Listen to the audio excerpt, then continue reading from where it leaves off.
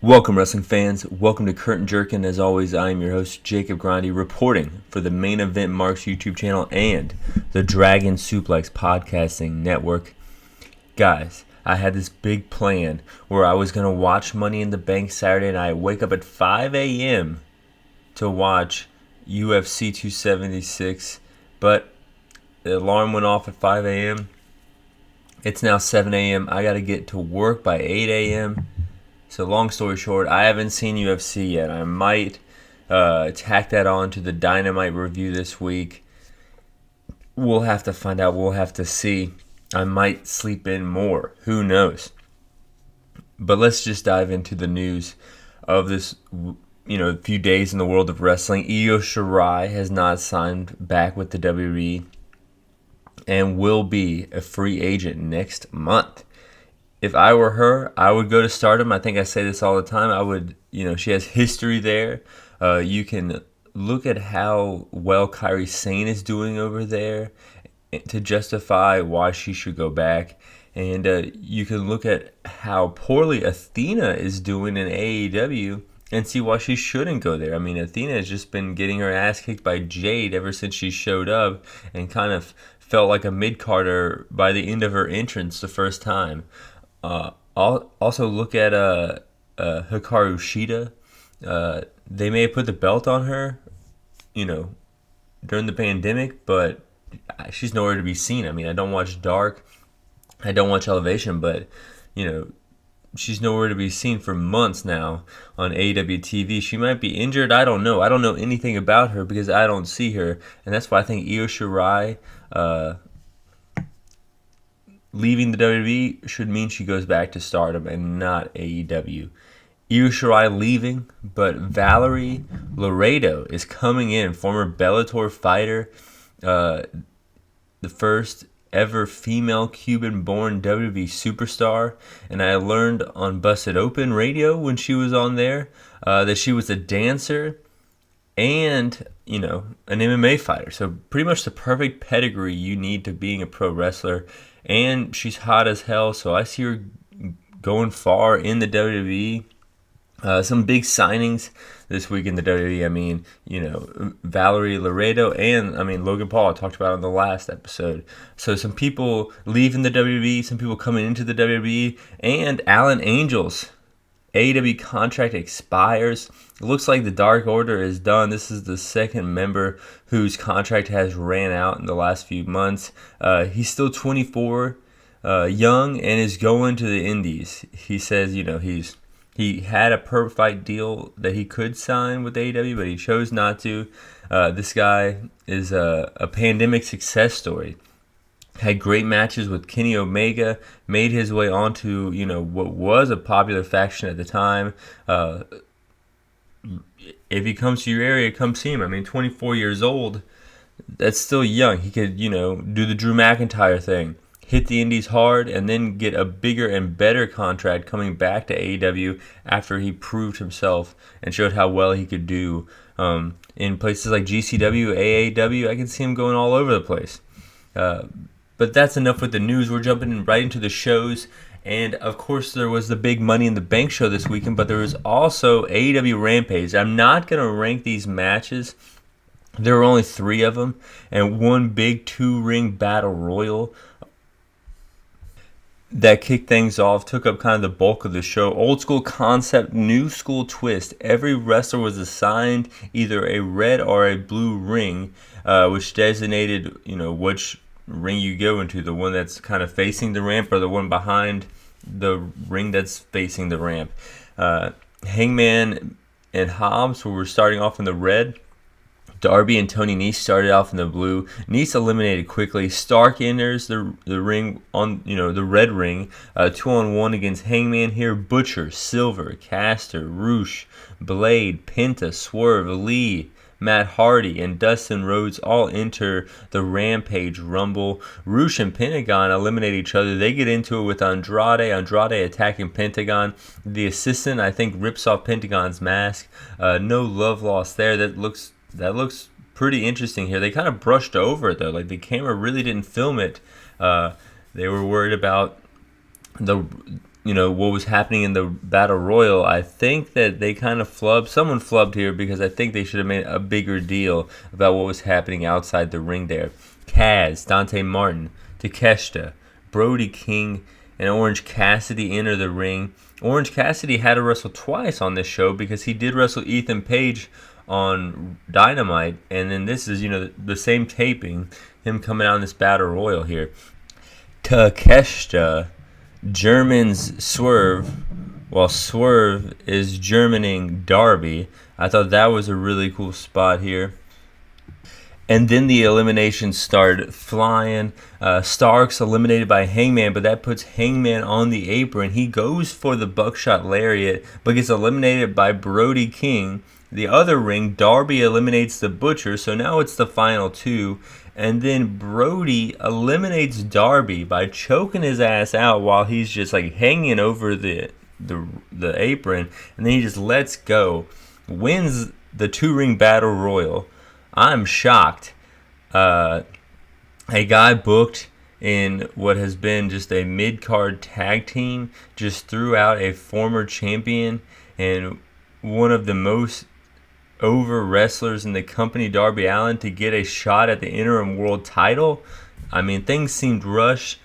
I think that if you look back at Hangman's booking when he was the world champion, he went up against Lance Archer, and that kind of seemed out of the blue. They wrestled in that Raleigh Dynamite, and that match is held to high regard. So I think that this is kind of the same similar booking here. They couldn't just bring back Lance Archer again. They had to shake it up a little bit, but I think they're saying, well, Brody King's size makes him a threat, and you can probably, get people's interest in, a world title match with just a bigger guy. The match is going to be good, but I'm still shocked. This booking was crazy here. Hook is getting interviewed. The son of a bitch was stonewalling the interviewer, and he says, after he just kind of was quiet for a while, anything essential is invisible to the eyes. Whatever the hell that means. I cracked up laughing. I was interested the whole time, so they did their part. This blew my mind, probably more than the Battle Royal booking here. And then we go on to Goto and Yoshihashi versus the Young Bucks. You forget how good, or I guess I forget how good the Young Bucks are. Goto and Yoshihashi look good. Nick Jackson just stole this whole match, though, with, the rings were pushed together for the Blood and Guts and for the Battle Royal. Nick Jackson hits a double springboard clothesline to Goto, and then comes back in and hits a double springboard Meltzer driver with, Matt's assistant to Yoshihashi. 1, 2, 3, solid match. Gresham and Moriarty versus Team Tully next week on Dynamite, kind of heating up the Ring of Honor pay-per-view. That's going to happen in a month. And then Toni Storm versus Nyla Rose with Maria Shafir. Shafir getting involved. Storm in trouble. She dodges a cannonball senton, leading to her hitting the running hip attack. Double DDT to both bad guys on the outside. Storm gets Nyla Rose back in the ring. DDT 1, 2, 3. Shafir attacks Storm after the match. Rosa runs in for the save, but then Storm and Rosa stare down.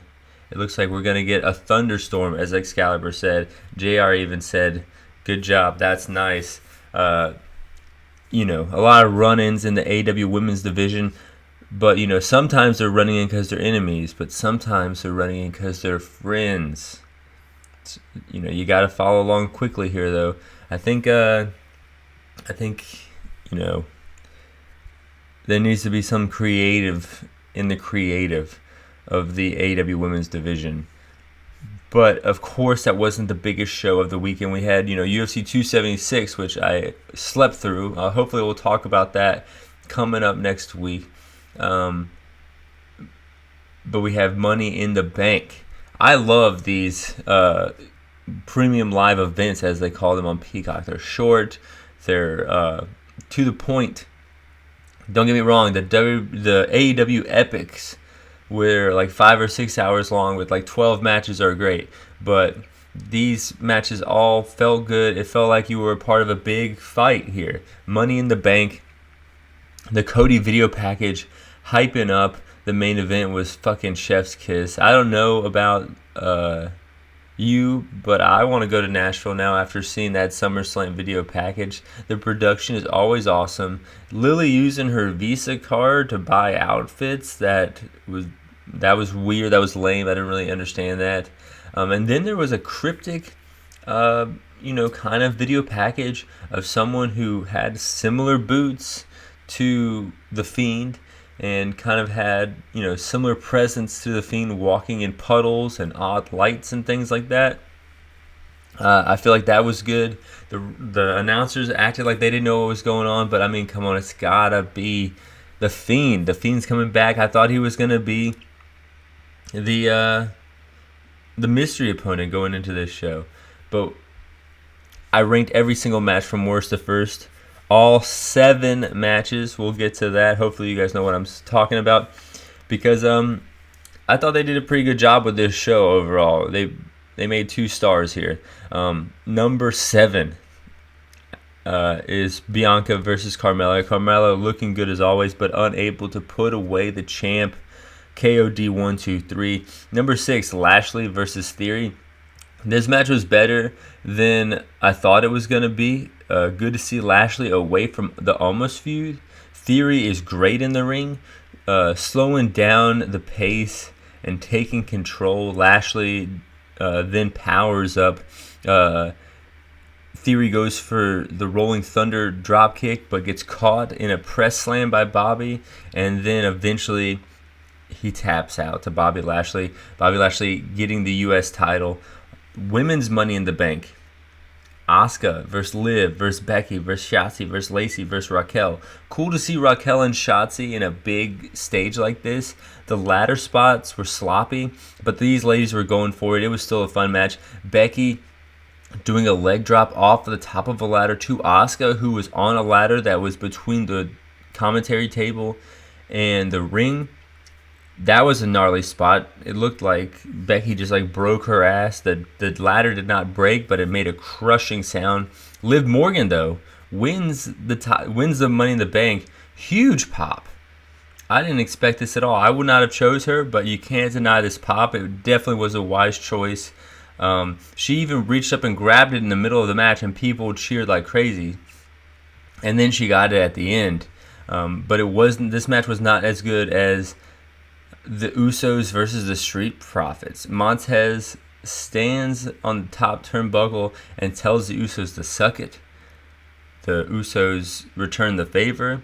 The whole crowd chanting suck it with everybody. All these suck it's reminded me of the good old days, so I was hooked in this match. And then they started having a great match. Montez in trouble. Dawkins with the hot tag. Doomsday blockbuster. 1, 2, no. Double super kick from the Usos. 1, 2, no. Everyone kicking out of everyone's shit here. Strike battle in the middle of the ring. Dawkins and Uso. This was very New Japan-esque. Forward with the frog splash. 1, 2, no. 3D from the Usos. 1, 2, 3. Usos get the victory. But the Street Profits are pitching a fit in the ring. They are crying unfair. They are saying that pretty much Montez Ford's shoulders were up. They go to the replay, and Montez Ford's shoulders were up. We're gonna have to, run this back. I'm thinking this is gonna be a great match, to fill out the SummerSlam card. If not, pop a rating on SmackDown. This was a great match, and I would love to watch it again. Number 3 out of 7 was the men's Money in the Bank match. Omos versus Rollins versus Sammy versus Sheamus versus Riddle versus Drew versus a mystery opponent. Ended up being Theory was the mystery guy. They're trying to say that, Vince McMahon loves this guy, so he just put him in the main event, to get kind of heat, because no one really likes Theory, even though he's a great wrestler, because, he's an ass kisser. Drew and Sheamus just beat up Theory, popping the crowd. Almost gets covered up with ladders, and then powerbombed through a table by all the other men in this match. They really are keeping him strong. Every time that you could do anything to Omos, it was because all 6 men did it to him. Sami Zayn, cool to see him in this ladder match. He's a part of my 2 favorite ladder matches of all time. Riddle hits an RKO off the top of the ladder to Rollins. Riddle then gets pushed off by Theory when he goes for the title. I thought Riddle was going to win the whole thing. And the guy who lost earlier in the night snuck in the big match and stole the victory here. I like Theory. I like him with the briefcase in the long run. But I think as far as the moment of this show, it's kind of pushed down a little bit. Because I think the last two matches kind of told the best story of the show, and that's how I ranked them. Number 2, Natty versus Ronda. This is a match that I thought was going to be the sleeper of the night.